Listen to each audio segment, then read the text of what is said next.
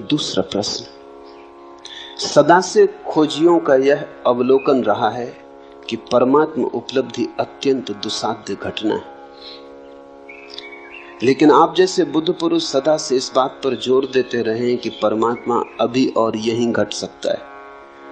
क्या बार बार यह कहना एक चुनौती और एक प्रयास करने की एक विधि है, एक उपाय है? सत्य है यही, न तो विधि है और न उपाय। तुम्हारा ऐसा पूछना बचने की विधि और उपाय है। ये बात हमारा मन स्वीकार करने को राजी नहीं होता कि परमात्मा अभी और यहीं मिल सकता है। क्यों नहीं राजी होता? इसलिए राजी नहीं होता कि अगर अभी और यहीं मिल सकता है तो फिर हमें मिल नहीं रहा। तो इसका कारण क्या होगा? फिर इसकी व्याख्या कैसे करें? अगर अभी और यहीं मिल सकता है तो मिल क्यों नहीं रहा? बेचैनी खड़ी हो जाती, अभी और यहीं मिल सकता है, मिल तो नहीं रहा। तो इसे समझाएं कैसे? तो बड़ी अड़चन की बात हो गई। इस अड़चन को सुलझाने के लिए तुम कहते हो मिल तो सकता है, लेकिन पात्रता चाहिए।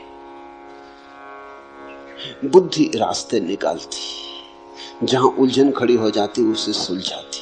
रास्ता खोजना पड़ेगा, पात्रता खोजनी पड़ेगी, शुद्ध होना पड़ेगा, तब मिलेगा। और अगर अष्टावक्र कहते हैं अभी और यहीं मिल सकता है तो जरूर इसमें कुछ कारण है। वो इसलिए कहते हैं ताकि तुम तीव्रता से प्रयास में लग जाओ, लेकिन लगना प्रयास में ही पड़ेगा। मन बड़ा होशियार है। अष्टावक्र की बात बिल्कुल सीधी साफ है। परमात्मा अभी और यहीं मिल सकता है क्योंकि परमात्मा कोई उपलब्धि नहीं है। परमात्मा तुम्हारा स्वभाव है। सारा जोर सीधा है। तुम परमात्मा हो, मिल सकने की बात ही गलत है।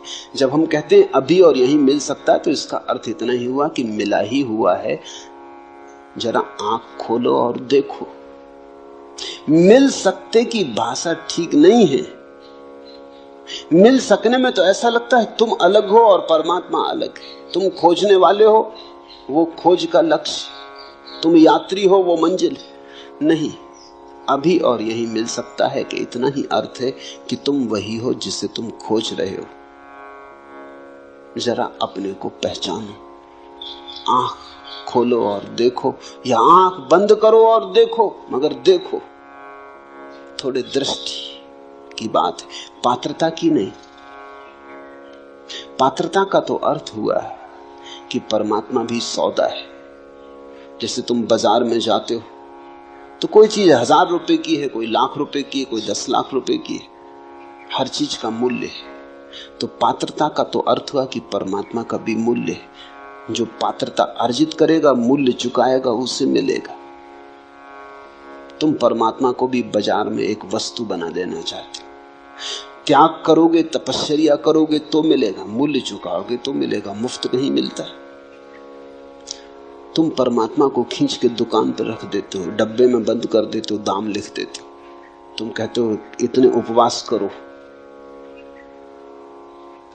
इतना ध्यान करो, इतनी तपस्या करो, धूप में तपो, सर्दी आतप सहो, तब मिलेगा।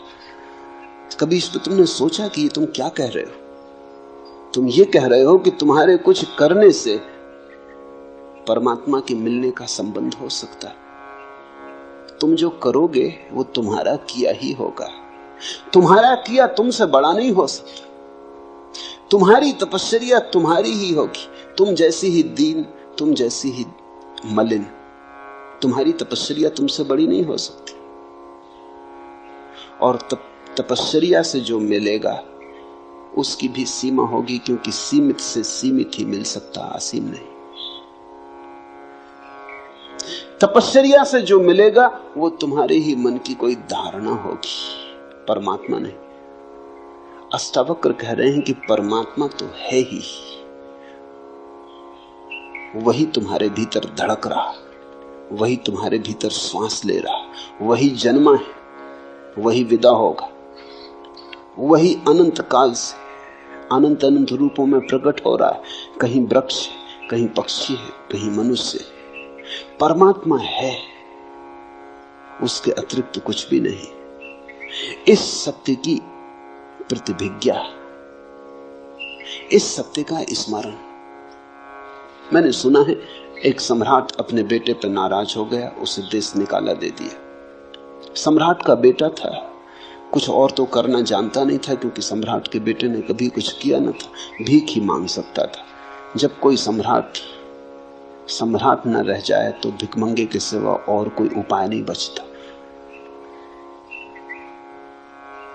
भीख मांगने लगा। 20 वर्ष बीत गए, भूल ही गया।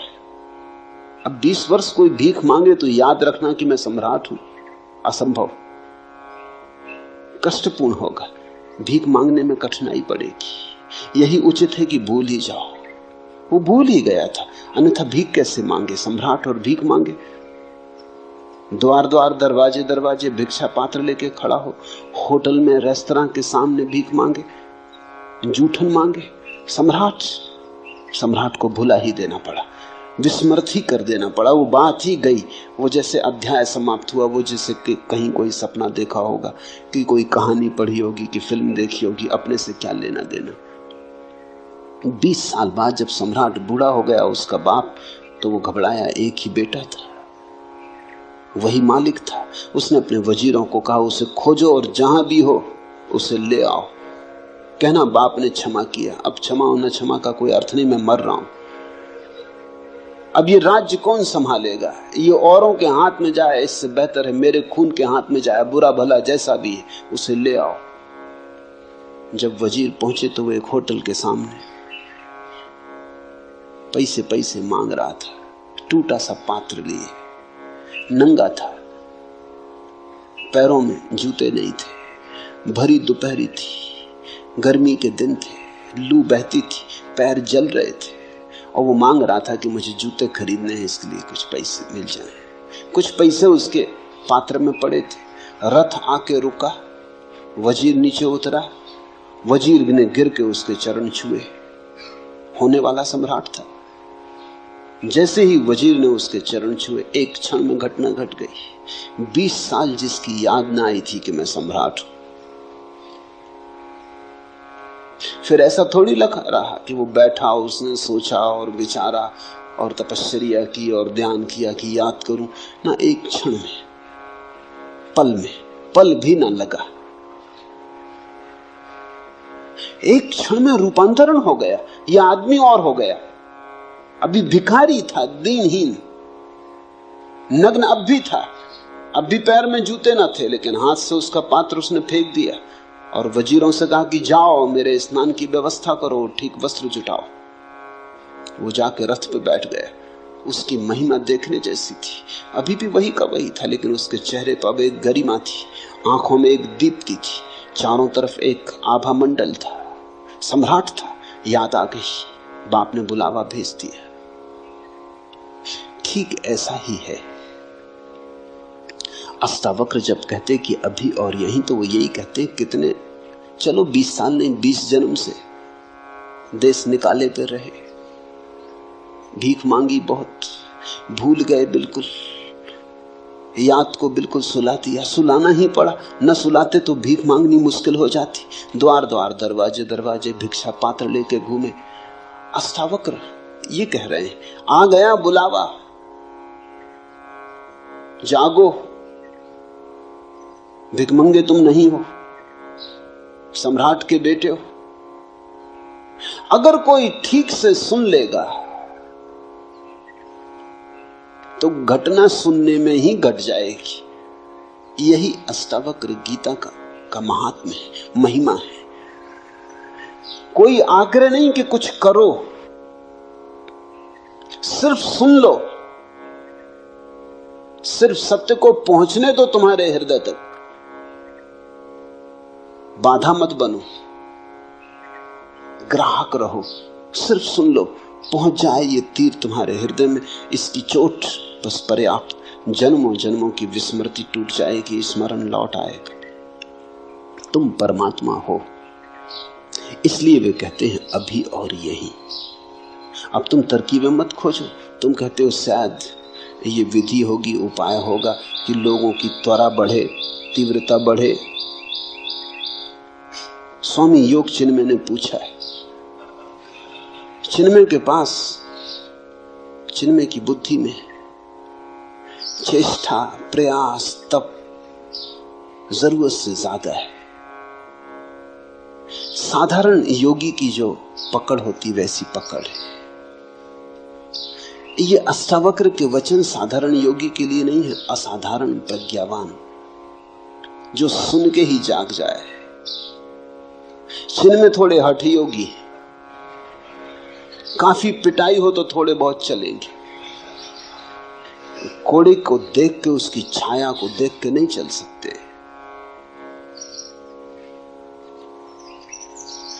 हंसना मत, क्योंकि जिनमें जैसे ही अधिक लोग हैं। हंस के तुम ये मत सोचना कि तुमने हंस लिया तो तुम चिन्मय से भिन्न हो, कि देखो तुम तो हंसे। चिन्मय ने कम से कम हिम्मत करके पूछा, तुमने पूछा नहीं, बस इतना ही फर्क है। हो तुम भी वही। ये अष्टावक्र की गीता पूरी हो जाएगी, और अगर तुम परमात्मा न हो गए तो समझ लेना कि वही हो, कोई फर्क नहीं। अगर इस सुनने में तुम जाग जाओ और परमात्मा हो जाओ तो ही कोड़े की छाया ने काम किया। सदा से खोजियों का यह अवलोकन रहा है कि परमात्मा उपलब्धि अत्यंत दुसाध्य घटना है। खोजी शुरू से ही भ्रांत है। खोजी का अर्थ ही यह है कि वो मान लिया है कि परमात्मा को खोजना है, कि परमात्मा को खो दिया है। उसने एक बात तो मान ली कि खो दिया परमात्मा को। ये भी कोई बात हुई कि खो दिया परमात्मा को? परमात्मा को खो कैसे सकते हो? मेरे पास लोग आते, वो कहते परमात्मा खोजना। मैं कहता हूं चलो ठीक, खोजो, लेकिन खोया कहां, कब खोया? वो कहते इसका तो कुछ पता नहीं। पहले इसका तो तुम ठीक से पता कर लो, कहीं ऐसा ना हो कि खोया ही ना हो। कभी कभी ऐसा हो जाता है कि चश्मा नाक पे चढ़ा है और उसी चश्मे से देख के चश्मा खोज रहे।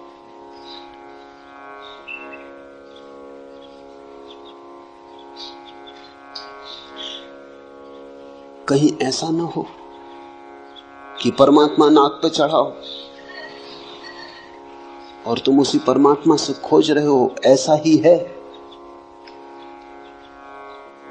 खोजी बुनियादी रूप से भ्रांत है। उसने एक बात तो मान ली कि परमात्मा खो दिया है, या परमात्मा को अब तक खोजा नहीं, पाया नहीं, वो कहीं दूर है, उसे खोजना है।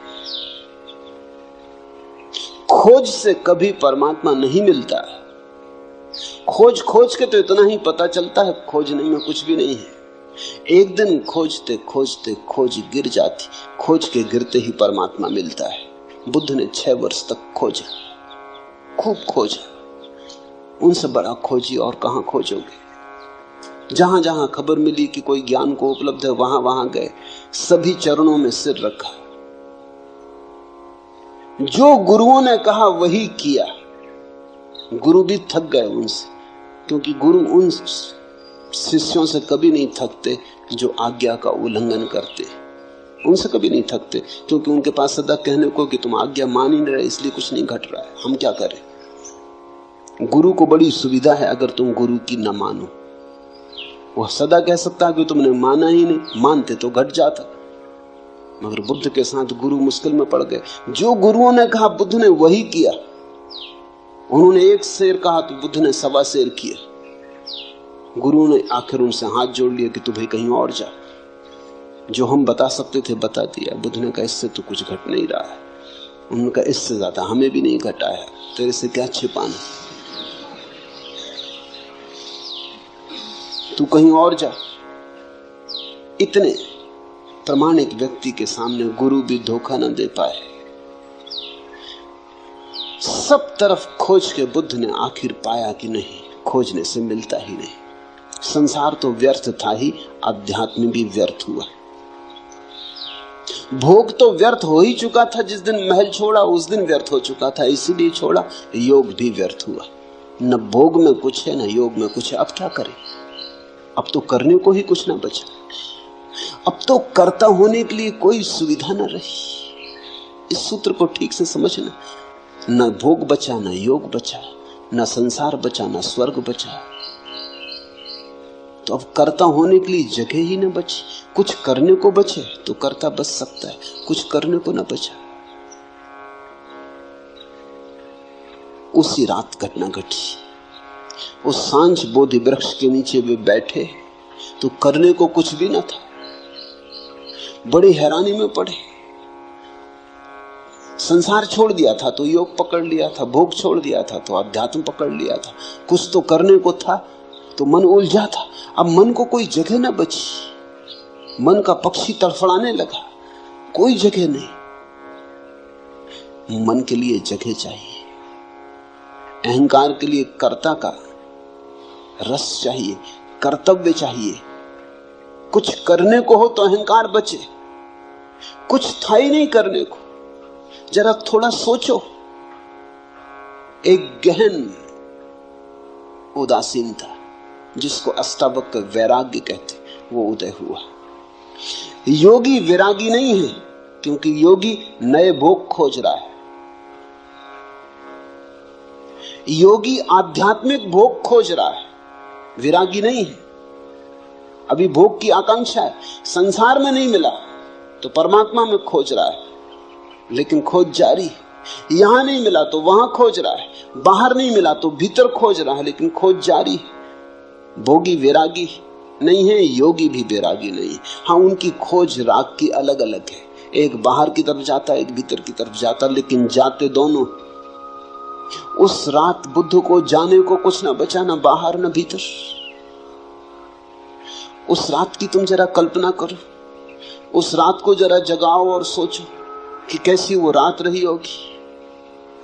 उस दिन पहली दफा विश्राम उपलब्ध हुआ, जिसको अष्टावक्र कहते हैं, जो चित्त में विश्राम को उपलब्ध हो जाए तो सत्य उपलब्ध हो जाता। उस दिन विश्राम उपलब्ध हुआ। जब तक कुछ करने को शेष है तब तक श्रम जारी रहता है। जब तक कुछ करने को शेष है तनाव जारी रहता है। अब तनाव करके भी क्या करना? शरीर भी ढीला छूट गया, मन भी ढीला छूट गया। वो उस वृक्ष के नीचे पड़ गए और सो गए। सुबह जब उनकी आंख खुली तो ऐसी खुली जैसी सबकी खुलनी चाहिए। सुबह जब आंख खुली तो पहली दफा खुली। सदियों सदियों से बंद थी वो आंख खुली। सुबह जब आंख खुली तो भोर का आखिरी तारा डूबता था। उस भोर के आखिरी तारे को उन्होंने डूबते हुए देखा। इधर बाहर भोर का आखिरी तारा डूब गया, उधर भीतर भी मन की आखिरी रेखा विसर्जित हो गई। कुछ भी न था, भीतर कोई भी ना बचा। सन्नाटा था, शून्य था, विराट शून्य था, आकाश था। कहते हैं बुद्ध 7 दिन वैसे ही बैठे रहे, मूर्तिवत, हिले नहीं डुले नहीं। कहते हैं देवता घबरा गए। आकाश से देवता उतरे, ब्रह्मा उतरे, चरणों में पड़े और कहा आप कुछ बोले। ऐसी घटना सदियों में घटती है, बड़ी मुश्किल से घटती है। आप कुछ कहें, हम आतुर हैं सुनने को कि क्या हुआ है। हिंदू बहुत नाराज है इस बात से कि बौद्ध कथाओं में ब्रह्मा को उतार के और बुद्ध के चरणों में गिरा दिया। लेकिन कथा बिल्कुल ठीक है, क्योंकि देवता भला स्वर्ग में हो, आकांक्षा के बाहर थोड़ी। आज एक घटना घटी है कि एक व्यक्ति आकांक्षा के बाहर चला गया, तो बुद्ध के ऊपर कोई भी नहीं। बुद्धत्व आखिरी बात है। देवता भी नीचे हैं, अभी उनकी भी स्वर्ग की भोग की आकांक्षा है। इसलिए तो कथाएं हैं कि इंद्र का आसन डोलने लगता। जब भी लगता है कोई प्रतियोगी आ रहा, कोई ऋषि मुनि तपश्चर्या में गहरा उतर रहा, इंद्र घबराता, आसन कपने लगता। ये तो आसन इंद्र का क्या हुआ, दिल्ली का हुआ। इंद्र का कहो कि इंदिरा का कहो, एक ही बात, इसमें कुछ बहुत फर्क ना हुआ। ये तो कोई आने लगा तो प्रतिस्पर्धा, घबराहट, बेचैनी। बुद्ध ना कुछ करके उपलब्ध हुए। जो बुद्ध के जीवन में घटा वही अष्टावक्र के जीवन में घटा होगा। कोई कथा हमारे पास नहीं, किसी ने लिखी नहीं, लेकिन निश्चित घटा होगा, क्योंकि अष्टावक्र जो कह रहे हैं वो इतना ही कह रहे हैं कि तुम दौड़ चुके खूब, अब रुको।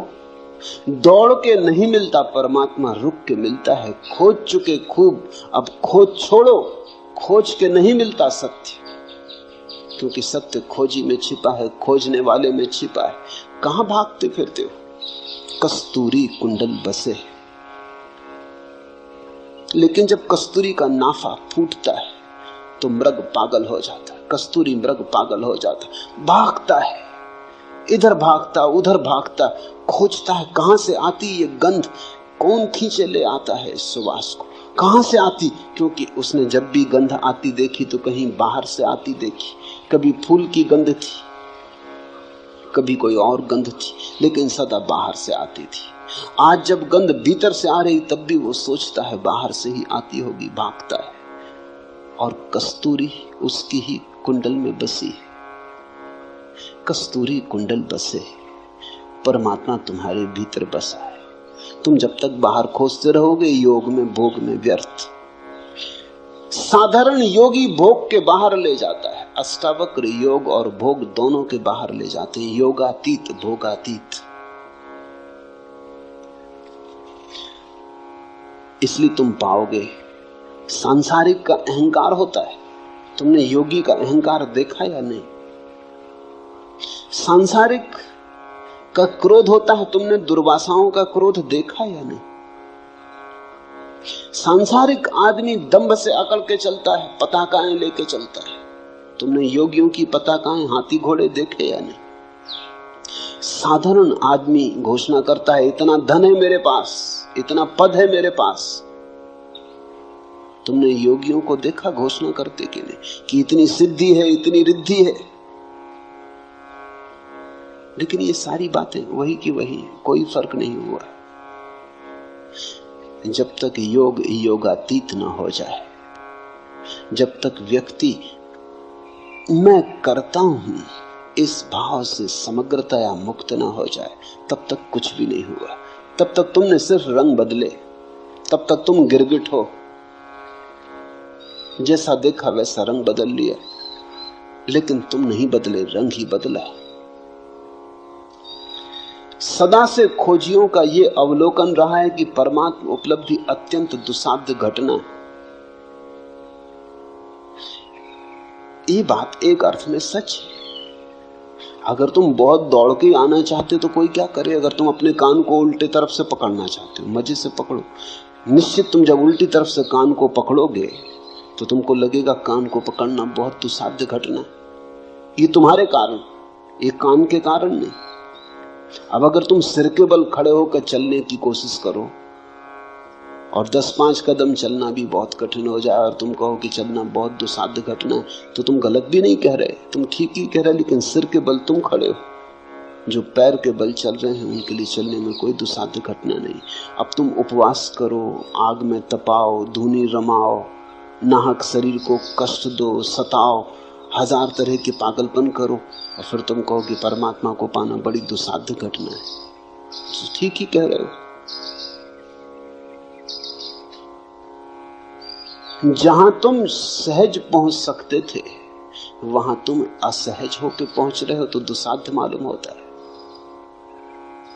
तुम्हारे पहुंचने में भूल हो रही, लेकिन असाध्य को आदमी क्यों चुनता है ये भी समझ लेना चाहिए। सिर के बल चलने का मजा क्या है जबकि तुम्हारे पास पैर है? सिर के बल चलने का एक मजा है और वो मजा ये है, मजा है अहंकार का मजा। मुल्ला नसरुद्दीन एक झील में मछलियां मार रहा था। घड़ी 2 घड़ी में देखता रहा, उसकी मछलियां पकड़ में कुछ आती नहीं, झील में मछलियां हैं भी नहीं ऐसा मालूम होता। मैंने उससे पूछा, नसरुद्दीन इस झील में मछलियां मालूम नहीं होती, तुम कब तक बैठे रहोगे? वो पास की दूसरी झील है, वहां क्यों नहीं मछलियां मारते?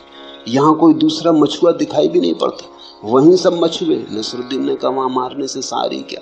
अरे वहां इतनी मछलियां हैं कि मछलियों को तैरने के लिए जगह भी नहीं, वहां मारी तो क्या मारी, यहां मछली मारो तो कोई बात। असाध्य में भी आकर्षण है। जितना असाध्य काम हो उतना अहंकार मजबूत होता है। यहां मछली मारो तो कुछ है, जो सभी कर रहे हैं वही तुमने किया तो क्या सार है? सभी पैर के बल चल रहे हैं, तुम भी चले तो क्या मजा? सिर के बल चलो। मेरे देखे परमात्मा से कोई संबंध नहीं है कठिनाइयों का। कठिनाइयों का संबंध अहंकार से। अहंकार कठिन को करने में मजा लेता, क्योंकि सरल तो सभी करते, उसमें क्या सार है? अगर तुम किसी से कहो कि हम पैर के बल चलते, तो लोग कहेंगे तुम्हारा दिमाग खराब हो गया, सभी चलते। लेकिन अगर तुम सिर के बल चलो तो अखबारों में नाम छपेगा, तो लोग तुम्हारे पास आने लगेंगे, लोग तुम्हारे चरणों में सिर झुकाएंगे कि तुम्हें कोई सिद्धि मिल गई कि तुम सिर के बल चलते हो। अहंकार की पूजा तभी हो सकती है जब तुम कुछ असाध्य करो। जैसे हिलरी चढ़ गया एवरेस्ट पर, तो सारी दुनिया में खबर हुई। अब तुम जाओ और पूना की छोटी मोटी पहाड़ी पे चढ़ के खड़े हो जाओ और झंडा लगाने लगो, और तुम कहो कोई अखबार वाला भी नहीं आ रहा, कोई फोटोग्राफर भी नहीं आ रहा, मामला क्या है? आखिर ये भेदभाव क्यों हो रहा? हिलरी के साथ इतना शोरगुल मचाया, इतिहास में नाम अमर रहेगा सदा के लिए, और हमारा कुछ भी नहीं हो रहा। हम भी वही कर रहे हैं, उसने भी झंडे ही गाड़ा। लेकिन एवरेस्ट पे चढ़ना कठिन है। 50-60 साल से लोग चढ़ने की कोशिश कर रहे थे, तब एक आदमी चढ़ पाया। इसलिए धीरे धीरे वहां रास्ता बन जाएगा, बस जाने लगेगी, कभी ना कभी जाएगी। कोई सदा इतनी देर तक एवरेस्ट अपने को बचा नहीं सकता आदमी से। जब एक आदमी पहुंच गया तो सिलसिला शुरू हो गया। अभी कुछ देर पहले औरतें भी पहुंच गई, जब औरतें भी पहुंच गई तब और पहुंचने को क्या बाकी रहा? अब सब धीरे धीरे पहुंच रहे हैं। थोड़े दिन में वहां होटलें और बसें और सब पहुंच जाएंगी। फिर जाकर तुम झंडा गाड़ना, जब बस वगैरह सब चलने लगे वहां, तुम कहोगे ये वही जगह है जहां हिलरी ने झंडा गाड़ा। बड़ा भेदभाव हो रहा है, बड़ा पक्षपात हो रहा है। कठिन में अहंकार को मजा है। आदमी कई चीजों को कठिन कर लेता ताकि अहंकार को भरने में रस आ सके। हम बहुत सी चीजों को कठिन कर लेते हैं, जितनी कठिन कर लेते हैं उतना ही रस आने लगता है। कठिनाई परमात्मा को पाने में नहीं है, कठिनाई अहंकार का रस। तो तुम जो कहते हो सदा से खोजियों का ये अवलोकन रहा है कि परमात्मा उपलब्धि अत्यंत दुसाध्य घटना है, ये ठीक है। वो जो खोजी है अहंकारी है। और परमात्मा को खोजियों ने कब पाया? जब खोज छूट गई तब पाया। खोज छूटने पर ही मिलता है परमात्मा। जब तुम कहीं भी नहीं जा रहे, सिर्फ बैठे हो विश्राम में, परम विराम में, यात्रा शून्य जहां हो जाती। साधारणतः लोग सोचते हैं कि परमात्मा को पालेंगे तो फिर यात्रा नहीं होगी। बात बिल्कुल उल्टी। यात्रा अगर तुम अभी छोड़ दो तो अभी परमात्मा मिल जाए। लोग सोचते हैं मंजिल मिल जाएगी तो फिर हम विश्राम करेंगे। हालत उल्टी है, तुम विश्राम करो तो मंजिल मिल जाए।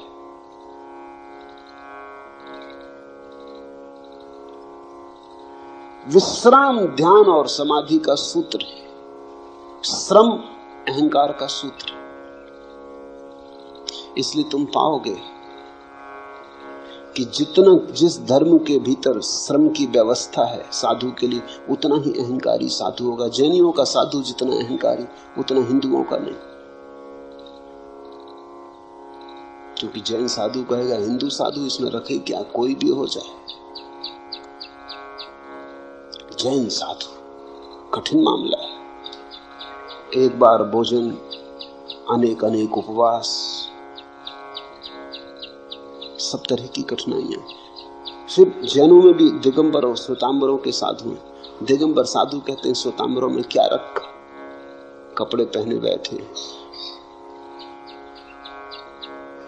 साधु तो दिगंबर का है, इसलिए दिगंबर साधु में तुम जैसे अहंकार को चमकता हुआ पाओगे, कहीं भी ना पाओगे। देह तो सूखी होगी, हड्डी हड्डी होगी, क्योंकि बहुत उपवास, नग्न रहना, धूप ताप सहना, लेकिन अहंकार बड़ा प्रज्वलित होगा। अकड़ उसकी वैसी जैसी हिलेरी की।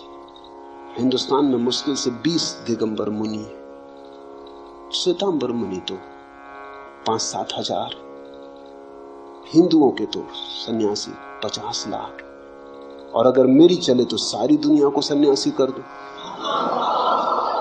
इसलिए मेरे सन्यासी होने में तो अहंकार हो ही नहीं सकता, क्योंकि कोई मैं कह ही नहीं रहा हूं कि तुम ऐसा करो वैसा करो। एक बहुत ही सरल मामला है, तुम गेरुए कपड़े पहन लो, सन्यासी हो गए।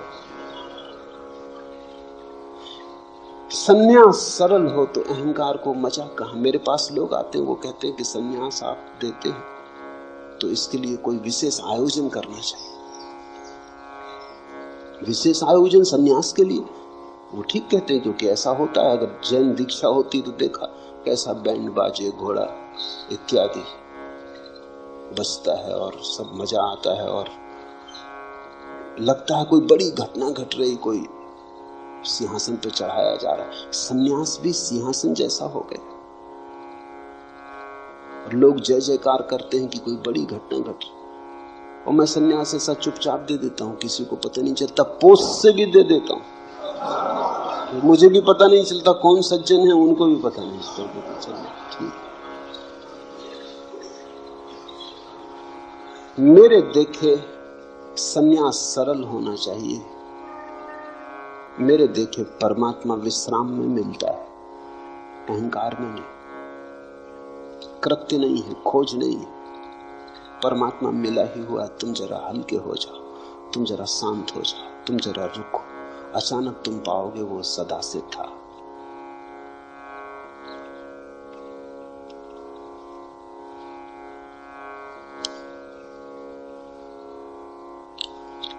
आखिरी प्रश्न। हमारे शरीर में कोई 20 अरब कोशिकाएं और शरीर में प्रतिक्षण रासायनिक प्रतिक्रिया होती रहती। आप या अष्टावक्र जब कहते हैं कि दृष्टा बनो, तब यह बात आप किससे कहते हैं? ये कौन है जो कह रहा है कि शरीर में 20 अरब कोशिकाएं? निश्चित ही कोशिकाएं नहीं कह रही। एक कोशिका बाकी कोशिकाओं का हिसाब भी नहीं लगा सकती। ये 20 अरब कोशिकाएं हैं शरीर में, अरबों खरबों सेल हैं शरीर में। ये कौन कह रहा है? ये किसने पूछा?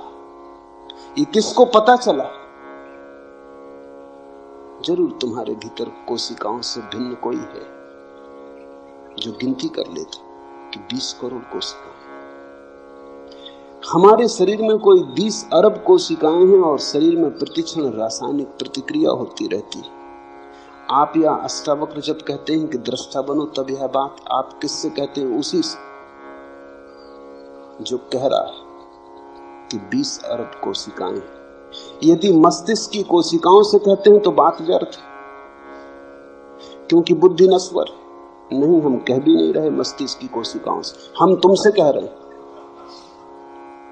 अष्टावक्र भी तुमसे बोल रहे हैं। अष्टावक्र इतने बुद्धू नहीं कि तुम्हारे मस्तिष्क की कोशिकाओं से बोल रहे हैं, तुमसे बोल रहे हैं। तुम्हारा होना तुम्हारी कोशिकाओं के पार है। तुम कोशिकाओं का उपयोग कर रहे हो, सच। जैसे एक कार में बैठा हुआ ड्राइवर कार चला रहा, दौड़ा जा रहा है, कार की गति से दौड़ा जा रहा है, 100 मील प्रति घंटे चला जा रहा है, लेकिन फिर भी वो जो ड्राइवर भीतर है वो कार नहीं है। और अगर एक सिपाही सीटी बजाए कि रुको, और वो पूछे कि किससे कह रहे हैं?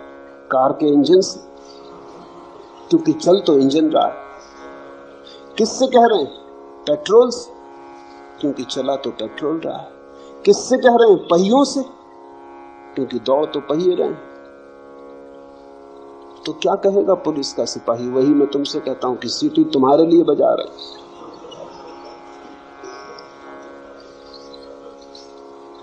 यदि आप आत्मा को जगा रहे हैं तो भी बात व्यर्थ है, क्योंकि आत्मा तो जागी ही हुई है।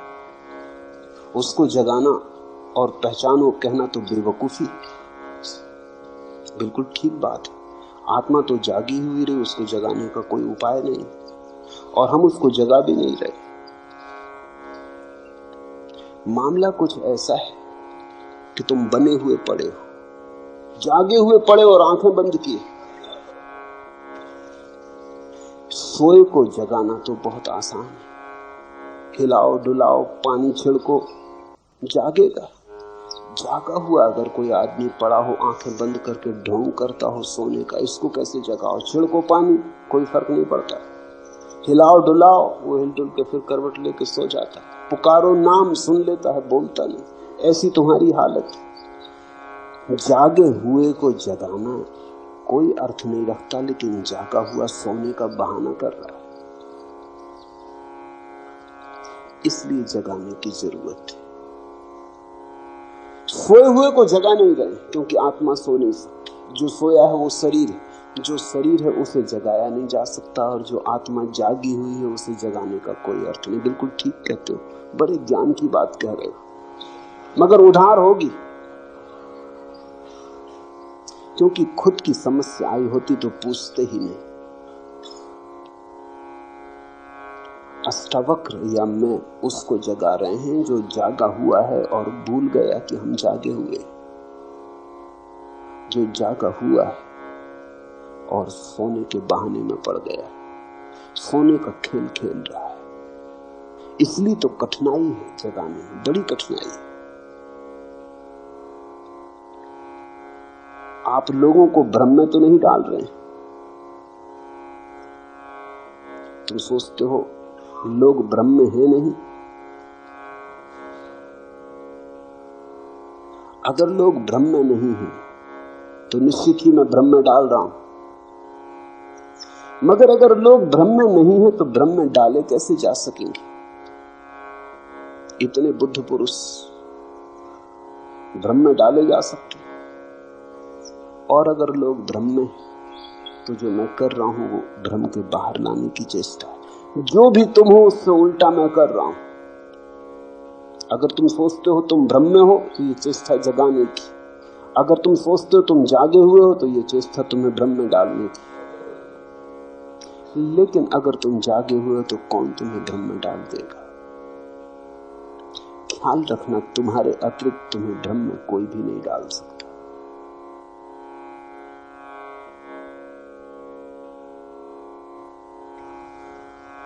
और तुम्हारे अतिरिक्त तुम्हें कोई जगा भी नहीं सकता।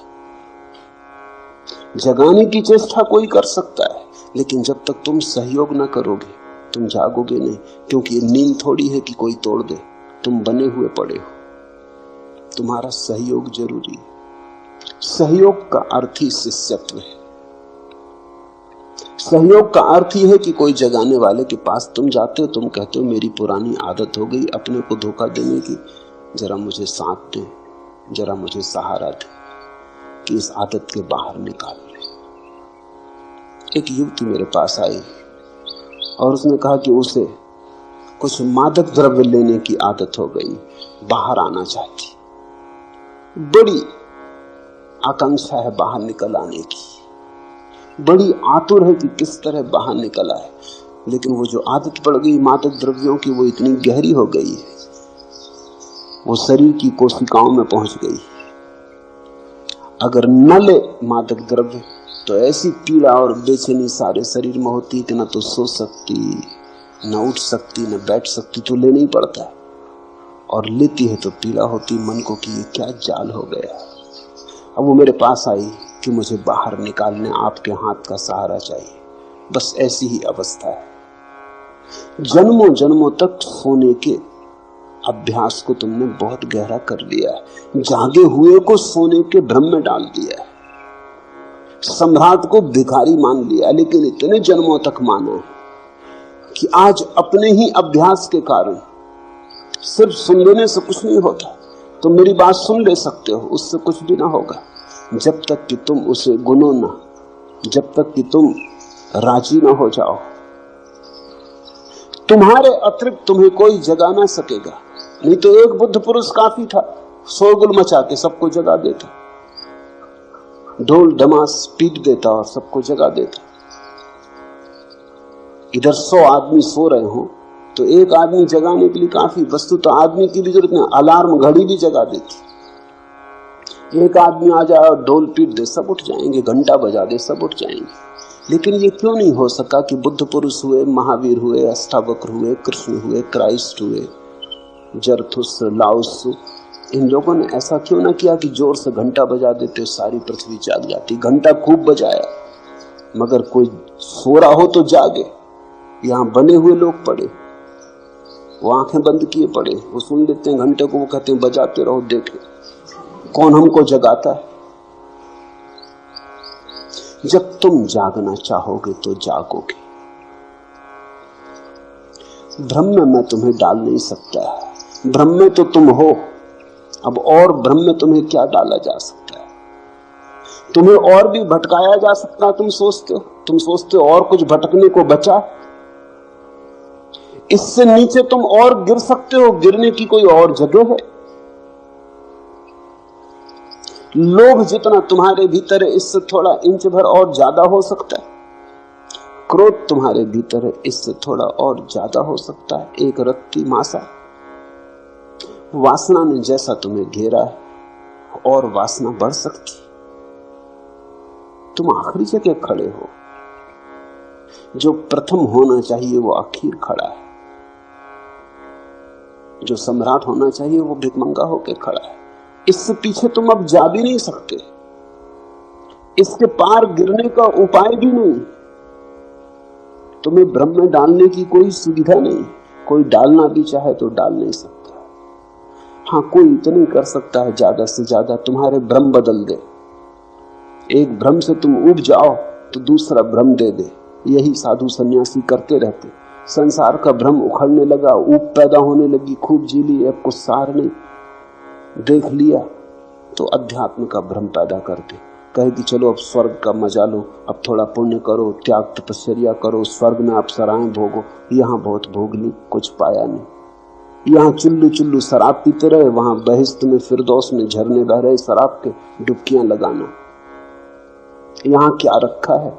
स्वर्ग में स्वर्ण के महल है, हीरे जवाहरातों के वृक्ष है, वहां मजा लो। कल्प वृक्ष है, उनके नीचे बैठो। यहाँ तो रोना पीना, रोना धोना खूब कर लिया। लेकिन ये नया भ्रम, मैं तुम्हें कोई नया भ्रम नहीं दे रहा। मैं तुमसे सिर्फ इतना कह रहा हूं, काफी भ्रम देख लिए, अब थोड़ा जागो।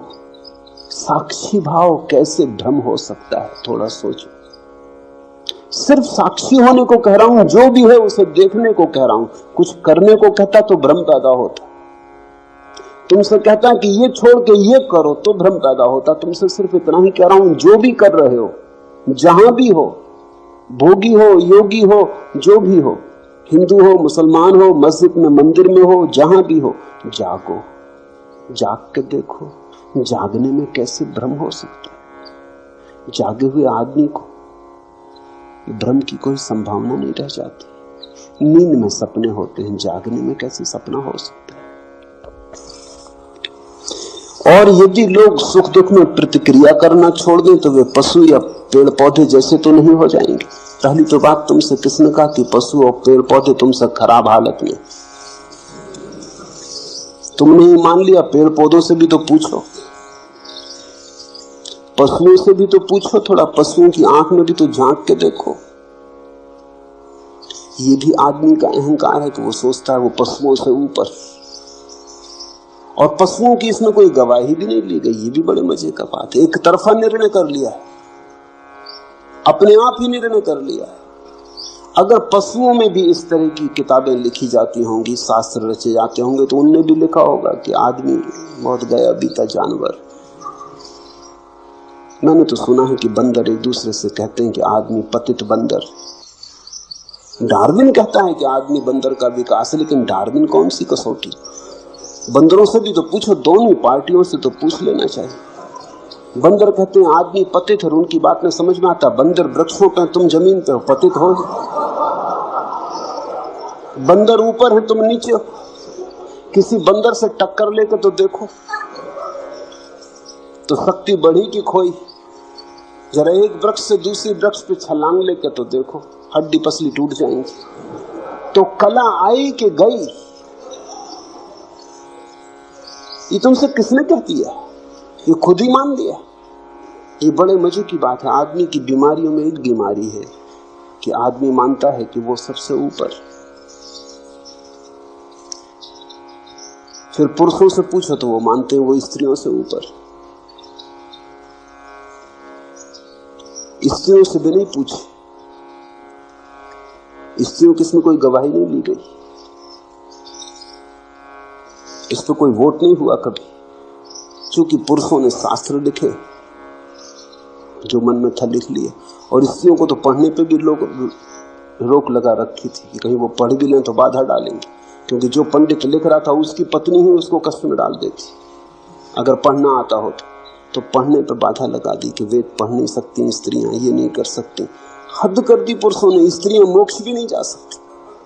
मोक्ष जाने के पहले उनको पुरुष होना पड़ेगा, पुरुष पर्याय में आना पड़ेगा। फिर पुरुषों में भी पूछो, गोरा समझता है कि वो ऊंचा है काले से, काले से भी तो पूछो। मैंने सुना है कि अफ्रीका के जंगल में एक अंग्रेज शिकार के लिए गया और उसने अपने साथ एक निगरो को गाइड की तरह लिया।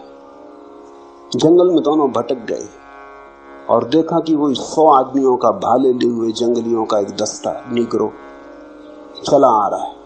वो अंग्रेज बहुत घबराया। उसने अपने गाइड से निगरो से कहा कि हम लोगों की जान खतरे में। उसने कहा हम लोगों की? मुझे छोड़ो, तुम अपनी सोचो। मेरी क्यों खतरे में होगी?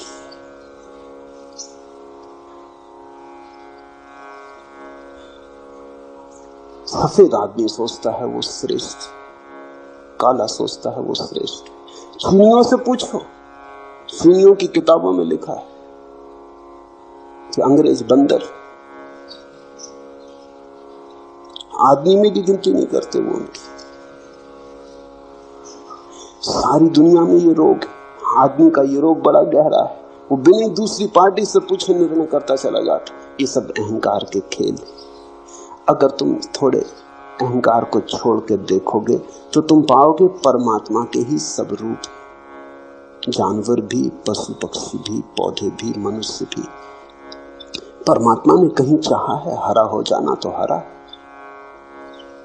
कहीं चाहा है पक्षियों के गीत से प्रकट होना तो वैसा हो रहा है, कहीं चाहा है आदमी होना तो आदमी हो गया। इनमें कोई तरतमता नहीं, हायरार्की नहीं है, कोई ऊपर नीचे नहीं है। ये सब एक साथ परमात्मा की अनंत लहरें। छोटी लहर में भी वही, बड़ी लहर में भी वही, सफेद लहर में भी वही, काली लहर में भी वही, घास में भी वही, आकाश छूते हुए वृक्षों में भी वही। आध्यात्मिक दृष्टि तो ये कहती है कि इसी क्षण जो भी है वो परमात्मा है। फिर परमात्मा में कोई आगे पीछे कैसे हो सकता है? ये तो बड़ा मुश्किल हो जाएगा। ये तो परमात्मा में भी कुछ नीचे और कुछ ऊपर करना कठिन हो जाएगा। एक ही है। साक्षी भाव से देखोगे तो पाओगे सब एक है। इसलिए पहले तो ये पूछो ही मत कि यदि लोग सुख दुख में प्रतिक्रिया करना छोड़ दें तो वे पशु या पौधे जैसे तो नहीं हो जाएंगे। हो जाएंगे तो कुछ हर्जा नहीं होगा। हिटलर अगर पशु हो जाए, पौधा हो जाए तो कोई हर्जा है? हाँ, दुनिया में करोड़ों लोग मरने से बच जाएंगे और तो कुछ हर्जा नहीं हो जाएगा। नादिर शाह अगर शेर होता तो कोई हर्जा होता? 10-5 आदमियों को मार के तृप्त हो जाता, भोजन के लिए ही मारता। ऐसे अकारण लाशों से तो नहीं भर देता दुनिया को। इतना तो पक्का है कि पशुओं ने अभी तक एटम बम जैसी कोई चीज नहीं खोजी। नखून से काम लेते हैं, बड़े पुराने ढंग से काम चलता है। भोजन के लिए मारते हैं। आदमी अकेला जानवर जो बिना भोजन की इच्छा के भी मारता है। आदमी जाता है जंगल में शिकार करने, पशुओं पक्षियों को मारता और कहता है आखेट के लिए आए, खेल के लिए आए। और अगर सिंह उस पर हमला कर दे तो वो आखेट नहीं, फिर नहीं कहता कि सिंह खेल कर रहा है, करने दो, आखेट हो रही। खेल के लिए मारते हो, कोई पशु नहीं मारता खेल के लिए। और एक और बड़े मजे की बात है कि कोई पशु अपने वर्ग में नहीं मारता। कोई सिंह किसी दूसरे सिंह को मारता नहीं, कोई बंदर किसी दूसरे बंदर की हत्या नहीं करता। सिर्फ आदमी अकेला जानवर है जो आदमियों को मारता है। चींटी चींटी को नहीं मारती, हाथी हाथी को नहीं मारता, कुत्ता कुत्ते को नहीं मारता। लड़ झगड़ने मारने वगैरह की बात नहीं करते, हत्या नहीं करते। आदमी अकेला जानवर है जो एक दूसरे की हत्या करता है। आदमी में ऐसा है क्या जिसके लिए तुम इतने परेशान हो रहे हो? खो भी जाएगा तो क्या खो जाएगा? पेड़ पौधे बहुत सुंदर, पशु बड़े निर्दोष। मगर मैं ये नहीं कह रहा कि तुम पेड़ पौधे या पशु हो जाओ, मैं सिर्फ ये कह रहा हूं कि अहंकार छोड़ो। और दूसरी बात, ये मैंने कहा भी नहीं कि सुख और दुख में प्रतिक्रिया करना छोड़ दे। ये अष्टावक्र ने भी कहा नहीं। सुख दुख में समता रखने का अर्थ सुख दुख में प्रतिक्रिया करना छोड़ देना नहीं। सुख दुख में समता रखने का अर्थ केवल इतना ही है कि मैं साक्षी रहूंगा। दुख होगा तो दुख को देखूंगा, सुख होगा तो सुख को देखूंगा। इसका यह अर्थ थोड़ी है कि जब तुम बुद्ध को कांटे चुभाओगे तो उनको दुख नहीं होता। बुद्ध को कांटे चुभाओगे तो तुमसे ज्यादा दुख होता है, क्योंकि बुद्ध तुमसे ज्यादा संवेदनशील है। तुम तो पथरीले हो, बुद्ध तो कोमल कमल की तरह। तुम जब बुद्ध को कांटे चुभाओगे तो बुद्ध को पीड़ा तुमसे ज्यादा होती, लेकिन पीड़ा हो रही शरीर में, बुद्ध ऐसा जान के दूर खड़े रहते। देखते हैं पीड़ा हो रही, जानते हैं पीड़ा हो रही, फिर भी अपना तादात्म्य पीड़ा से नहीं करते। जानते हैं मैं जानने वाला हूं, ज्ञाता स्वरूप। प्रतिक्रिया छोड़ने को नहीं कह रहे हैं। ये नहीं कह रहे हैं घर में आग लग जाए तो तुम बैठे रहना तो तुम बुद्ध हो गए, भगना मत बाहर।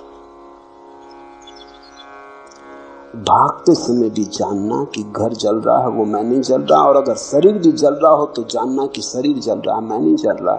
इसका ये मतलब नहीं कि शरीर को जलने देना, शरीर को बाहर निकाल लाना। शरीर को कष्ट देने के लिए नहीं कह रहे। प्रतिक्रिया शून्य होने का अर्थ हुआ कि तुम पत्थर हो गए, जड़ हो गए। तो बुद्ध पत्थर नहीं है, बुद्ध से बड़ा करुणावान कहां पाया तुमने?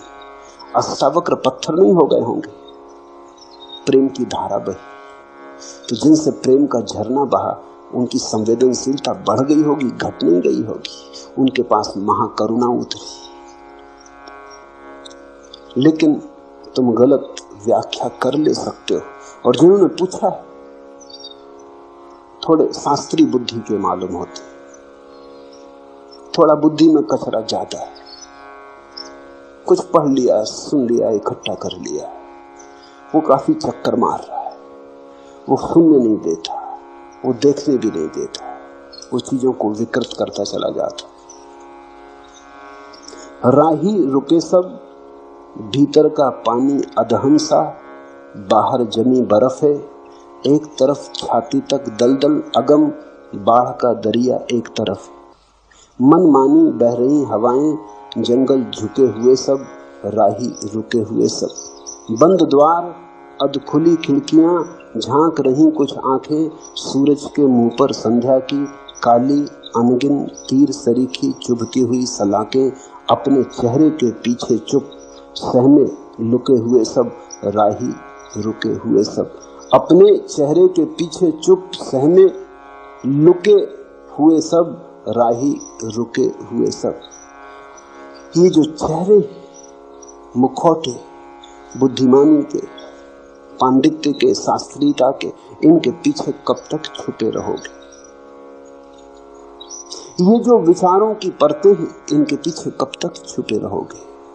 इन्हें हटाओ, भीतर शुद्ध चैतन्य को जगाओ। दृष्टा की तरह देखो, विचारक की तरह नहीं। विचारक का तो अर्थ हुआ मन की क्रिया शुरू हो गई। तो अगर अष्टावक्र को समझना हो तो चैतन्य, शुद्ध चैतन्य की तरह ही समझ पाओगे। अगर तुम सोच विचार में पड़े तो अष्टावक्र को तुम नहीं समझ पाओगे, चूक जाओगे। अष्टावक्र कोई दार्शनिक नहीं और अष्टावक्र कोई विचारक नहीं। अष्टावक्र तो एक संदेश वाहक है, चैतन्य के साक्षी,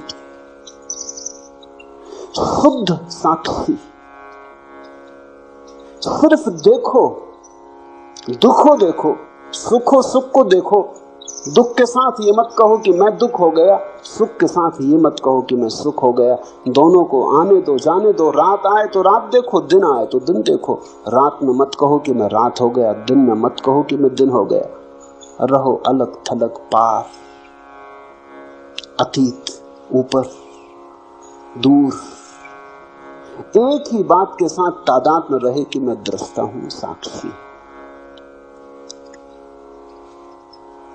हरिओम तत्सत। आज इतना।